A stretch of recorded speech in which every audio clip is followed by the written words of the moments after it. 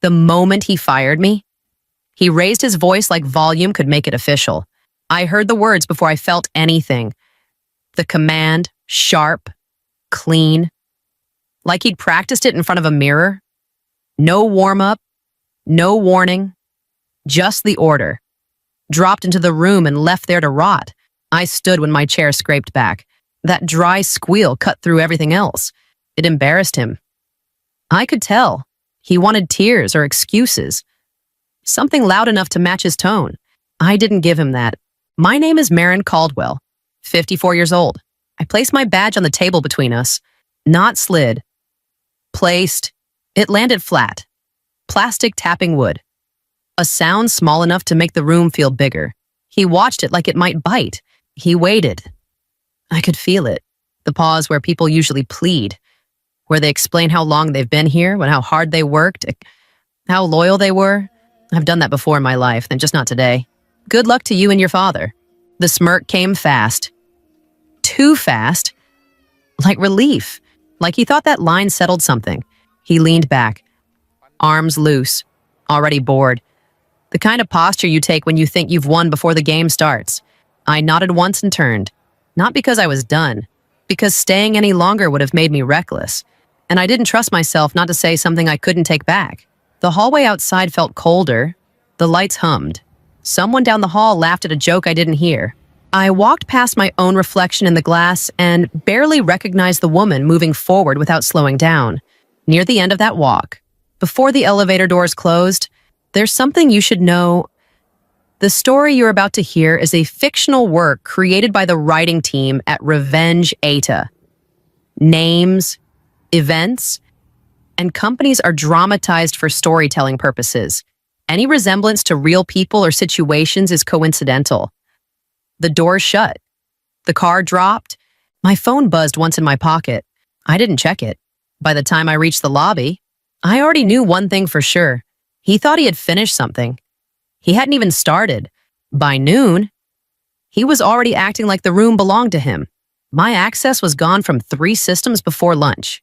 I know because the alerts hit my phone one after another. Muscle memory still intact, even after the badge came off.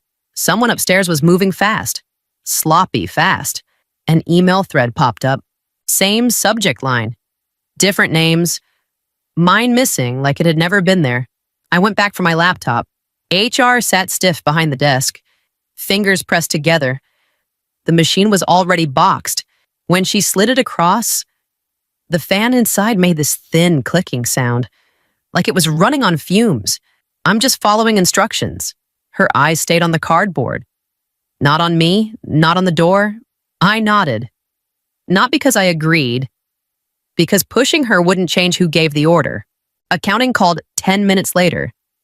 Wrong number. Technically, old habit dies slow. Did you approve these 3 documents? All signed within an hour. All routed around the usual checks. No compliance stamp.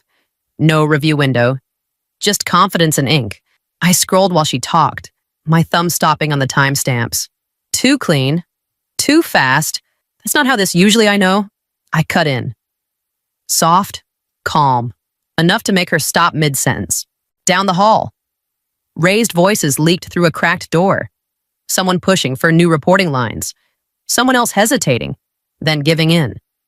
You can hear authority being borrowed. It always sounds thin. I leaned against the counter and watched the updates roll in. Permissions reassigned. Budgets shifted. A chair claimed without being earned. I could have stepped in. I could have sent one email and frozen the whole thing. Instead, I closed my phone and let it keep happening. This is usually the part where people expect intervention. A warning, a correction. I didn't do either. I stayed still and let him keep writing his version of the day.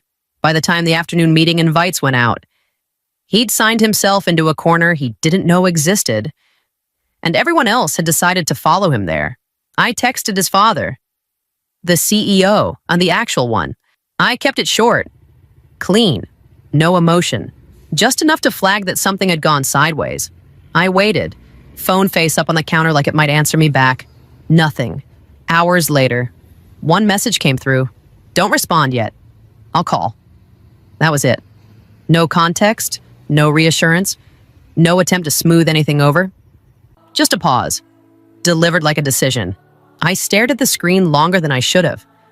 Long enough to feel the space where a real response should have been. He wasn't ignoring me. He was delaying me.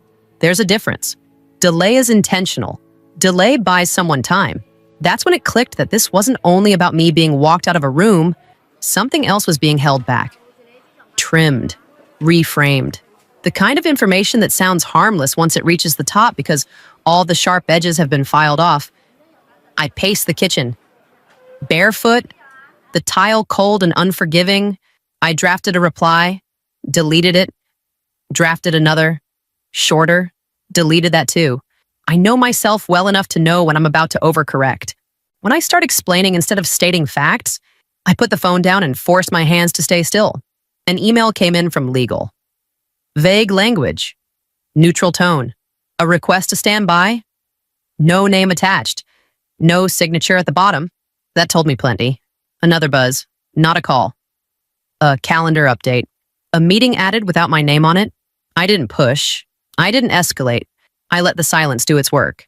Quick aside, since you're here with me, silence like that isn't empty, it's crowded. Full of people deciding what version of the truth survives the trip upstairs. I sat at the table and waited, not for the call, for the moment when waiting stopped being a courtesy and started being leverage. When the phone stayed quiet, I picked it up and turned it face down. Accounting didn't call in a panic. That's how I knew it mattered. Her voice stayed low. Careful. We're seeing a timing issue. I asked her to forward the file. The document opened on my phone. Clean layout. Familiar language. The approval stamp sat above the review window. Not minutes early. Hours. Logged before anyone with authority could even touch it. That's unusual. She offered, like she was testing the word. It's impossible. I answered, and she went quiet. I didn't raise my voice. Didn't need to. The proof was sitting there. Black text on white. He hadn't pushed the process. He'd stepped around it. There's a difference, and anyone who's been here long enough knows it. A second message followed. Another attachment. Different contract. Same problem. I set my coffee down and watched the steam thin out. Let it cool. Let myself cool with it. Someone from legal pinged the thread. Not with an objection. With a soft nudge. Let's revisit routing. That was the tell. When legal uses gentle words, it's because they're already worried. Down the hallway. Laughter burst out of a meeting room and cut off just as fast. The kind of laugh that comes from adrenaline. Someone enjoying the sound of their own momentum. I typed one line to accounting. Don't fix it. She hesitated. I could feel it through the delay. Leave it as is. I added, document everything. A pause, then a single reply. Understood. He wasn't just claiming authority anymore. He was rewriting the order of things, trusting that confidence could stand in for permission. And everyone around him was letting it happen because stopping it would mean choosing friction. Quick aside, this is usually where someone shrugs and says it'll be fine. They say it because saying anything else would mean doing something. I didn't do anything. Not yet. I locked my phone and let the approvals stack where he'd left them, each one quietly recording how fast he'd gone and how little he'd checked. By the time the next document came through, the pattern was already set. The email came from a name I recognized immediately. No greeting. No buffer. If Marin's gone, we pause everything. That was the whole message. I read it once. Then again. Let it sit. I didn't forward it. Didn't reply. There was nothing to clarify. They knew what they were saying, and so did I. The fallout started fast. Calendars filled. Meetings stacked on top of each other. People who hadn't spoken to each other in months suddenly needed alignment. I watched it happen through forwarded threads and half-finished drafts that still landed in my inbox out of habit. His number flashed on my phone mid-afternoon. I let it ring. A voicemail followed. His voice came in tight, clipped around the edges. We need to talk. No apology. No context. Just urgency. Dressed up like cooperation. Like this was a small miscommunication that could be smoothed out if we all just adjusted our tone. I listened once, deleted it, stared at the screen longer than necessary, felt the familiar tug to be reasonable, helpful. The version of myself that fixes things even when no one asked her to. That version didn't get a vote. Another call came in. I flipped the phone face down and slid it across the table until it stopped buzzing. The silence after felt heavy, like pressure dropping too fast.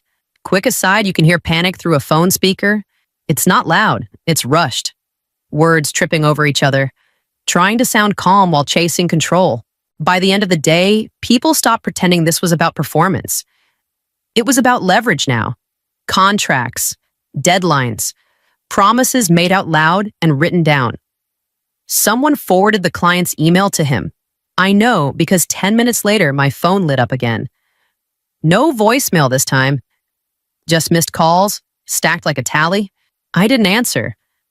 I let the message do its work, let it move through the building without me carrying it, let him sit with the realization that my absence hadn't erased my influence. When the office lights dimmed and the noise thinned out, I closed my laptop and left the room the way I'd entered it. Quiet. Still in control. The memo landed before lunch. Company-wide, neutral font, cold subject line, unprofessional conduct, disruption, failure to align. My name sat there like a stain. Bolded once. Then repeated in softer language like that made it kinder. No examples. No dates. Just tone. Vibes. Enough to let people fill in the blanks themselves. My phone rang a minute later. A number I knew by heart. She didn't waste time. Don't respond. No greeting.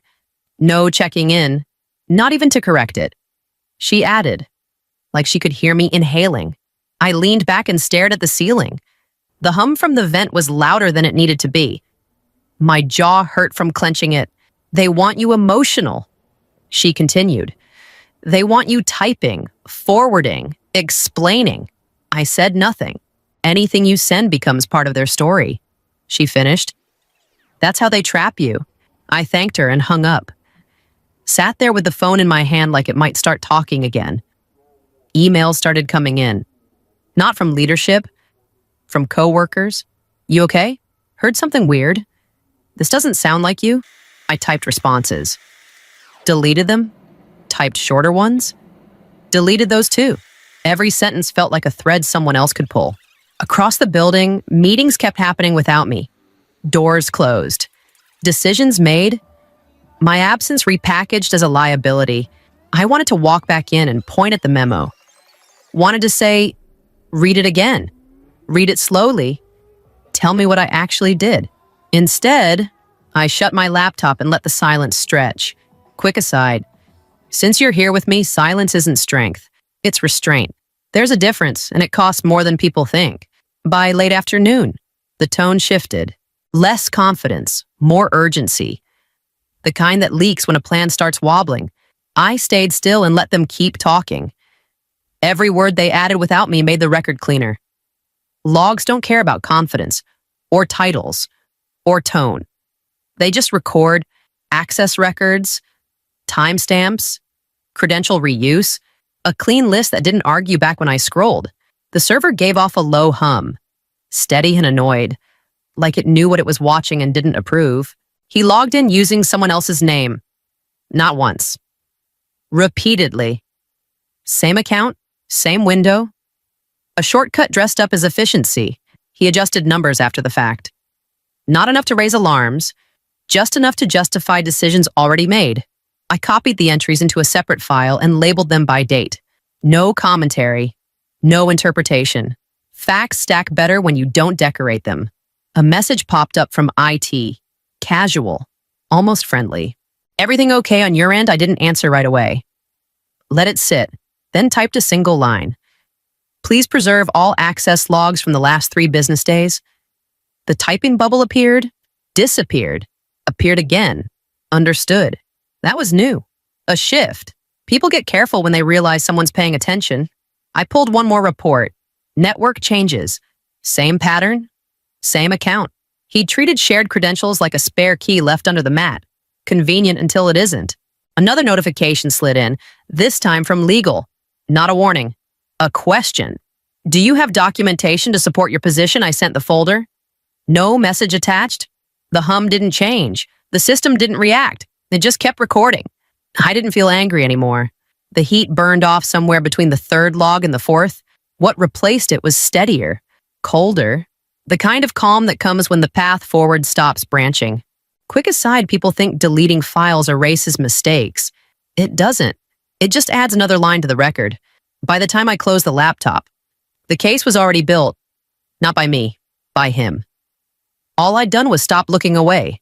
The invite came through marked urgent. Board level, no agenda. He arrived early, relaxed, jacket over one shoulder like this was a formality. He nodded at people the way you do when you think you own the outcome. I came in after him. Security didn't stop me. The assistant didn't hesitate.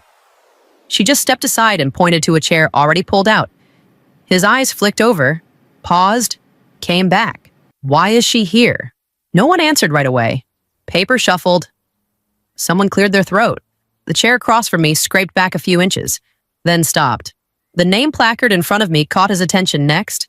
He leaned forward, squinting like the letters might rearrange themselves if he stared long enough. That's not right. The general counsel didn't look at him when she spoke. It is... Silence landed heavy. Someone at the far end kept tapping a pen against the table. Fast and uneven. It didn't stop. He straightened, smile thinning. This meeting is about her conduct. The chair beside him stayed empty. His father's seat. That absence did more work than any accusation. The counsel slid a folder across the table. Not toward me, toward him. Before we discuss conduct, she said, we need to address authority. He laughed once, short, sharp. Authority isn't the issue. It was the wrong line. Another folder followed. Then another. Dates, logs, approvals stacked in quiet agreement. I stayed still. Hands folded. Let the weight move without me touching it. He tried again. Louder. You can't bring her in like this. The chair at the head of the table finally filled. His father didn't sit. He stood behind it. Eyes on the documents. Not on his son. She didn't bring herself. He said, we did. I felt the shift then. Not dramatic. Just final. The kind you feel in your chest before anyone admits it out loud. Quick aside, you can watch confidence drain without a sound when the room stops backing it. No one asked me to speak. They didn't need to. The meeting moved on. Without him leading it, I didn't raise my voice. I didn't need to. The general counsel turned one page, then another. The paper made a soft, dry sound like it was tired of being handled. Before we proceed, she said, eyes still down. We need clarity on ownership. I slid the folder forward. Not fast, not slow. Just enough to cross the line in the middle of the table. The operating company is held by a trust. I said, that trust controls voting rights. He shifted in his chair. The leg scraped once, stopped. The trust has one beneficiary. The counsel continued, now looking at him, and one authorized decision maker. I nodded. That's me. Someone exhaled. Not a sigh. More like relief finding a way out. He leaned back, then forward again, as if distance might change the words. That's not possible. The counsel tapped the page where the figure sat. Clean and final. It is, I pointed to the line without touching it, 90%. The room went quiet in a way that felt physical, like sound had weight and someone set it down. He opened his mouth, closed it, tried again. You're saying I'm saying the math doesn't argue? I said, still calm. It concludes. His father finally sat, not heavily, deliberately. He didn't look at his son when he spoke. This explains the contracts. The counsel slid another document across, and the authority gap. He stared at the papers like they'd betrayed him, like confidence alone should have been enough to keep them loyal. No one threatened him. No one needed to. Quick aside numbers hit harder than insults. They don't flare up. They settle. The counsel folded her hands. We'll move to remedies. He swallowed hard. The sound carried. I stayed still. Let the room finish the sentence without me adding a word. By the time the counsel closed the folder, the outcome had already stopped moving. He wasn't fired. The counsel used a different word, careful and precise. Removed. She slid the papers across, not toward him, toward the center. Signatures he'd rushed sat there, clean and undeniable. Process did the rest. No speeches. No raised voices, just the sound of a pen set down when it was over. He tried to laugh it off at first. A thin sound. Then nothing. His shoulders dropped like he'd finally realized where the floor was. "This isn't personal," his father said. Eyes still on the documents. That hurt him more than anger would have. Security waited by the door. Not aggressive, just present. He stood, hesitated, looked at me like I might intervene. I didn't move. Authority was reassigned in 3 lines. Locked in, final, the kind of decision that doesn't echo, it just settles. Someone asked if I wanted the role. I shook my head. No. They waited, like I'd changed my mind. I don't want the chair. I added, I want the structure. That landed. I named an interim lead. Someone steady, someone boring. The council nodded. The board approved without discussion. Control stayed where it belonged. Quiet, durable. He left without a scene. No last words. The door closed behind him and stayed closed. I went home after, sat on the couch, let the day catch up to me. No rush of victory.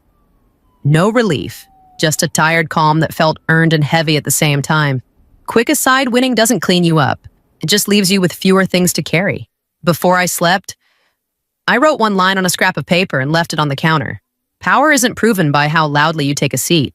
It's proven by how carefully you build the room so it never needs you to shout.